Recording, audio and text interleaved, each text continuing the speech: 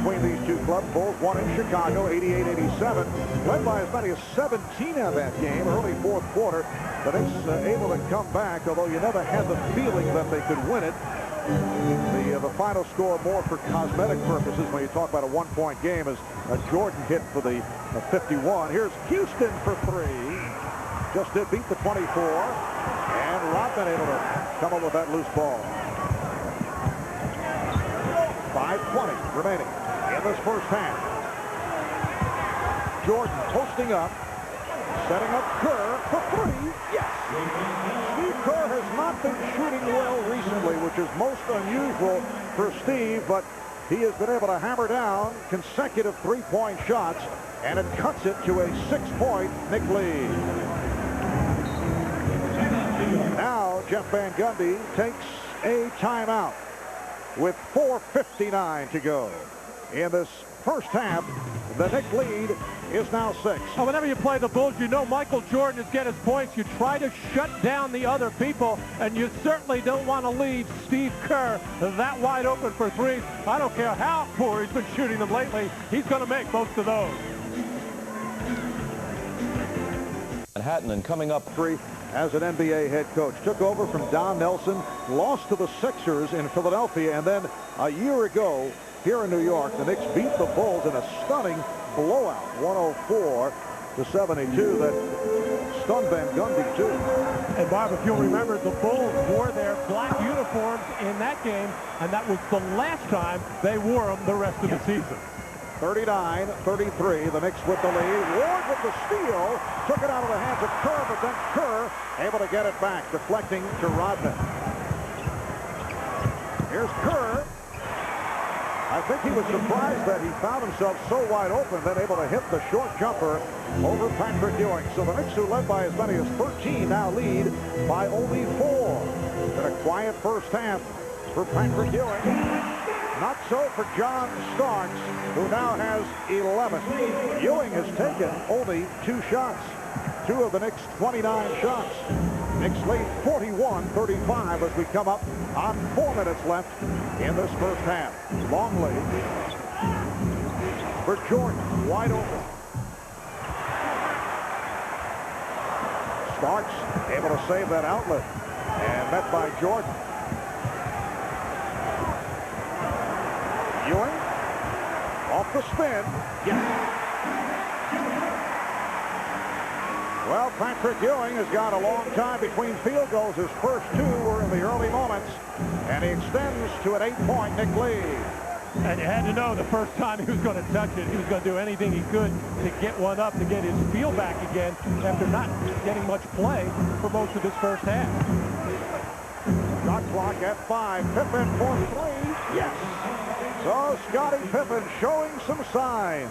And the Bulls have hit 3 of 5 from downtown. Knicks 43 and the Bulls 38. Knicks staying with the 3 guards, Ward, Starks, and Houston, along with Buck Williams and Patrick Ewing. Luke Longley playing with 2 fouls. Ewing going at him, and a foul is called. Foul on Rodman. Well, John Stark getting some baseline screens. He's feeling it. He has the hot hand. He's going to shoot it every time he touches it. He has an option there to throw it in Patrick Ewing, but when you're shooting as well as John right now, you got to take that shot. This would have been a good opportunity for the Bulls to come down and double on Patrick, but they probably didn't realize that he has only taken, that was his 3rd shot in this ballgame. On this last possession for Patrick, Scottie Pippen was trying to get Luke Longley to shade him towards his left, which is where Scottie Pippen was standing, to give him some help. But Longley let Patrick beat him with a strong hand going to the right. And the foul was on Longley, not Rodman. That's 3 on Luke. And he's replaced by Bill Wennington. Patrick Ewing to the free throw line. And Buck Williams has gone to the bench, but he did an exceptional job of blocking out on Dennis Rodman. He just put the body into him and held him tight as Rodman unable to move. And you don't see that very often. And then we saw Phil Jackson talking to Luke Longley coming out of the game about his defensive play so far. Dennis Rodman, uncontested, swinging the ball, lost it.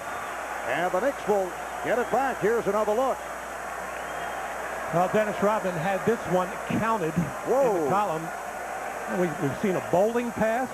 I don't know what you call that when you get the two-hander. Maybe it's the old medicine ball roll. But Dennis is trying all different sports today with his ball handling. The old medicine ball roll. Well, the Bulls with 15 rebounds, Knicks with 12, and Rodman with 7 of those 15. The Knicks lead is 6, just under 3 minutes to go in the first half. Here's the double on Ewing, and Kerr able to step away, and Ewing is fouled.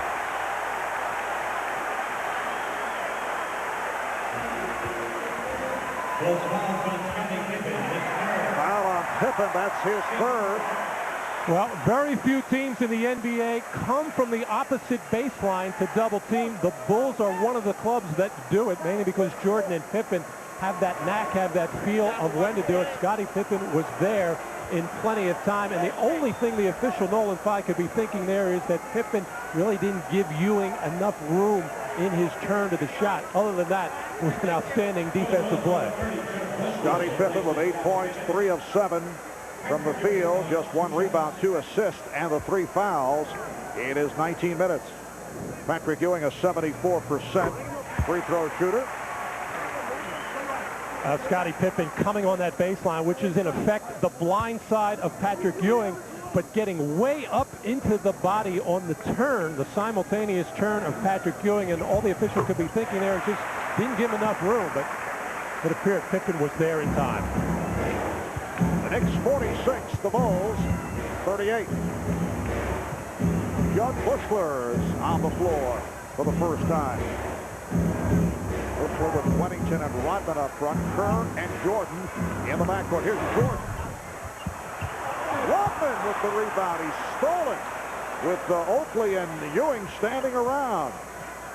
Now, Michael, after making his first 4 shots, now 1 for his last 9. Rodman with a ringer shot.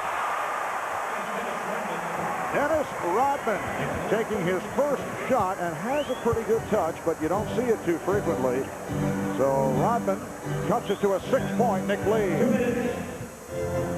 Ewing foul. Beautiful timing, and Wennington upset with himself. He turned his head, and he was beaten. But the execution on pick-and-roll type plays for the Knicks, outstanding in this first half. And Dennis Rodman going offensive crazy, takes another shot and draws the foul.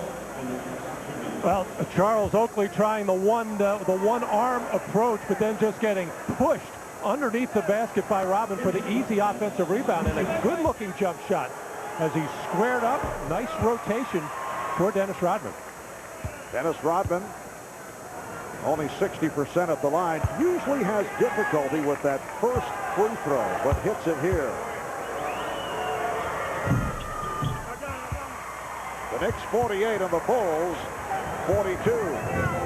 We were saying earlier, with the absence of Tony Kukoc, who does so much coming off the bench for Chicago and creating offense, shots for his teammates, shots for himself, that the Bulls need offensive production from other places. Houston and Rodman with rebound number 9. Ewing comes over to help. Here's Kerr for 3. Ewing rebound. Knicks wanted a run, but the Bulls got back. Houston the 3. Oh, Oakley able to get to it. Took it away from Rodman. And the Knicks get to their 24. 20-second timeout taken. With 1 minute left in the first half, the Knicks up by 6. Next Sunday, we hope you join NBC Sports for NBA coverage that will get underway at 12 noon Eastern. Regional action, and most of you will see the Houston Rockets go up against the Miami Heat. Others will see the New York Knicks and the new-look New Jersey Nets. Check your local listings for the games in your area. That's the